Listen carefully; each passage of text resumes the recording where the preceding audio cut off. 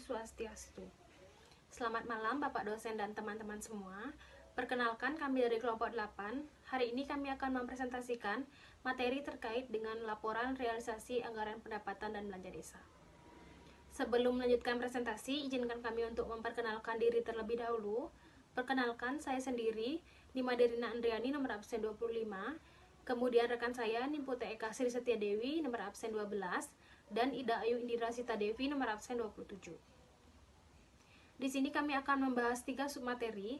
Yang pertama itu ada pendapatan, yang kedua ada belanja, dan yang ketiga contoh laporan realisasi anggaran pendapatan dan belanja desa. Untuk materi yang pertama akan dibahas oleh rekan saya.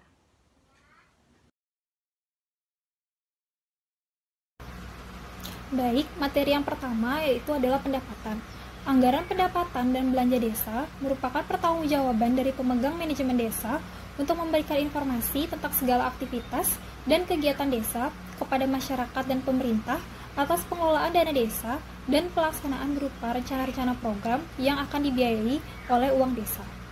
Menurut Permendagri nomor 113 tahun 2014, pendapatan desa meliputi semua penerimaan uang melalui rekening desa yang merupakan hak desa dalam 1 tahun anggaran yang tidak perlu dibayar kembali oleh desa. Pendapatan sendiri dibagi menjadi 3 jenis, yaitu yang pertama ada pendapatan asli desa. Menurut Undang-Undang nomor 6 tahun 2014, pendapatan asli desa adalah pendapatan yang berasal dari kewenangan desa berdasarkan hak asal-usul dan kewenangan skala lokal desa, serta hasil usaha yang meliputi badan usaha milik desa, atau BUMDes. Pendapatan asli desa sendiri dibagi menjadi 4 bagian. Yang pertama ada hasil usaha desa. Contohnya, ketika desa memiliki badan usaha milik desa yang bergerak di dalam bidang usaha pembuatan batik. Yang kedua ada hasil kekayaan desa. Contohnya ada tanah kas desa, pasar desa, bangunan desa, dan lain sebagainya. Yang ketiga ada hasil swadaya dan partisipasi masyarakat. Contohnya ada urunan desa, urunan carik, serta iuran penitipan kendaraan. Dan yang terakhir ada lain-lain pendapatan desa. Contohnya ganti ongkos cetak surat-surat, biaya legalisasi surat-surat, serta sewa tanah desa. Untuk yang kedua ada transfer. Transfer sendiri dibagi menjadi 4 bagian. Yang pertama ada tanah desa, sumber dana desa yang berasal dari anggaran pendapatan dan belanja negara. Yang kedua ada bagi hasil pajak daerah atau kabupaten dan kota, dan retribusi daerah, misalnya bagi hasil pajak bumi dan bangunan. Yang ketiga ada alokasi dana desa. Alokasi dana desa sendiri merupakan dana yang dikelola oleh kabupaten untuk desa. Dan yang terakhir ada bantuan keuangan APBD pemerintah provinsi, kabupaten atau kota. Baik, untuk jenis yang terakhir yaitu adalah kelompok pendapatan lain-lain yang dibagi menjadi 2 bagian. Yang pertama ada hibah dan sumbangan pihak ketiga yang tidak mengikat. Sumbangan dari pihak ketiga dapat berbentuk hadiah, donasi, wakaf, hibah, atau sumbangan lainnya. Untuk bagian kedua yaitu lain-lain pendapatan desa yang sah, antara lain hasil kerjasama dengan pihak ketiga, bantuan perusahaan yang berlokasi di desa. Baik, sekian dari saya. Untuk materi selanjutnya akan dijelaskan oleh rekan saya.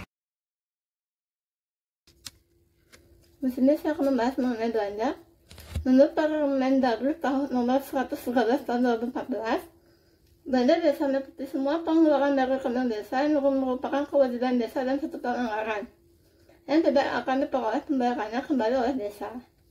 Ketentuan penggunaannya yaitu paling sedikit 70% dari jumlah anggaran belanja desa digunakan untuk mendanai penyelenggaraan pemerintahan desa. Yang kedua, paling banyak 30% dari jumlah anggaran belanja desa digunakan untuk penghasilan tetap dan tunjangan kepala desa serta perangkat desa, operasional pemerintahan desa, tunjangan dan operasional badan pemusyawaratan desa. Belanja dibagi dari beberapa sub. Yang pertama itu ada belanja di bidang penyelenggaraan pemerintahan desa. Ini dibagi menjadi 2. Yang pertama itu penghasilan tetap dan tunjangan. Ini terdiri dari belanja pegawai. Contohnya penghasilan tetap pada kepala desa, tunjangan kepala desa, dan tunjangan BPD. Yang kedua itu ada operasional perkantoran. Ini meliputi belanja barang dan jasa dan belanja modal.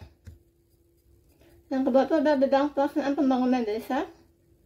Ini digunakan untuk pembangunan desa, contohnya perbaikan saluran irigasi dan pengaspalan jalan. Yang ketiga itu adalah bidang pembinaan kemasyarakatan.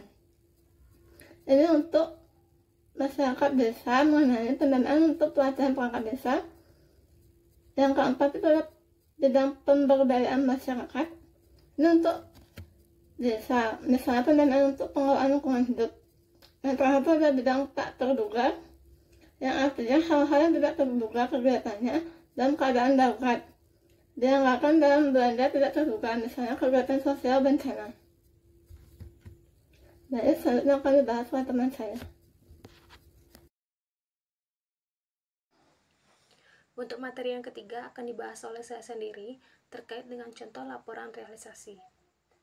Pelaporan penggunaan dana desa merupakan proses penyampaian data atau informasi dana desa mengenai perkembangan setiap penggunaan dana desa. Sarana publikasinya biasanya dilakukan melalui baliho, papan informasi desa, media cetak, media sosial, dan website desa. Di sini ada contoh laporan realisasi APB Desa tahun anggaran 2023 pada Pemerintah Desa Simo, Kecamatan Kendal, Kabupaten Ngawi. Pada uraian terdapat 3 komponen. Yang pertama ada pendapatan, yang terdiri dari pendapatan asli desa, pendapatan transfer, dan pendapatan lain-lain. Yang kedua ada belanja, yang terdiri dari belanja desa. Dan yang ketiga ada pembiayaan. Untuk analisisnya, yang pertama, Pemerintah Desa Simo menyampaikan laporan pertanggungjawaban realisasi pelaksanaan APB Desa tahun anggaran 2023 pada Musyawarah Desa pada hari Kamis tanggal 11 Januari 2024 di Gedung Balai Desa Simo. Yang kedua, berdasarkan pada data realisasi APB Desa Simo tahun anggaran 2023 pada realisasi pendapatan sebagian besar sudah terrealisasi dengan baik. Yang ketiga, berdasarkan pada data realisasi APB Desa Simo tahun 2023 bagian realisasi belanja tidak terdapat angka realisasi yang melebihi anggaran belanja yang ditetapkan. Hal ini menunjukkan bahwa pemerintah Desa Simo telah melaksanakan efisiensi belanja desa. Yang keempat, berdasarkan pada data realisasi APB Desa Simo tahun 2023, pada bagian realisasi surplus atau defisit mengalami penurunan defisit sebesar Rp7.415.418,77 dari target anggaran yang telah ditetapkan. Penurunan jumlah defisit yang tertera antara realisasi dan anggaran ini apabila dilihat berdasarkan data yang diperoleh disebabkan karena tidak terdapat angka realisasi yang melebihi anggaran belanja yang telah ditetapkan. Hal ini merupakan bahwa pemerintah Desa Simo telah berhasil dalam melaksanakan penurunan defisit APB Desa Simo tahun 2023. Baik teman-teman, selanjutnya saya akan membacakan kesimpulan terkait dengan materi hari ini. Anggaran pendapatan dan belanja desa merupakan pertanggungjawaban dari pemegang manajemen desa untuk memberikan informasi tentang segala aktivitas dan kegiatan desa kepada masyarakat dan pemerintah atas pengelolaan dana desa dan pelaksanaan berupa rencana-rencana program yang dibiayai dengan uang desa. Pendapatan desa meliputi semua penerimaan melalui rekening desa yang merupakan hak desa dalam 1 tahun anggaran yang tidak perlu dibayar kembali oleh desa. Pendapatan desa terdiri dari pendapatan asli desa atau PAD, pendapatan transfer, dan pendapatan lain-lain. Sedangkan belanja desa merupakan semua pengeluaran dari rekening desa yang merupakan kewajiban desa dalam 1 tahun anggaran yang tidak akan diperoleh pembayarannya kembali oleh desa. Belanja desa dipergunakan dalam rangka mendanai penyelenggaraan kewenangan desa. Belanja desa terdiri dari belanja dari beberapa bidang, yaitu bidang penyelenggaraan pemerintahan desa, bidang pelaksanaan pembangunan desa, bidang pembinaan kemasyarakatan, bidang pemberdayaan masyarakat, dan belanja tidak terduga.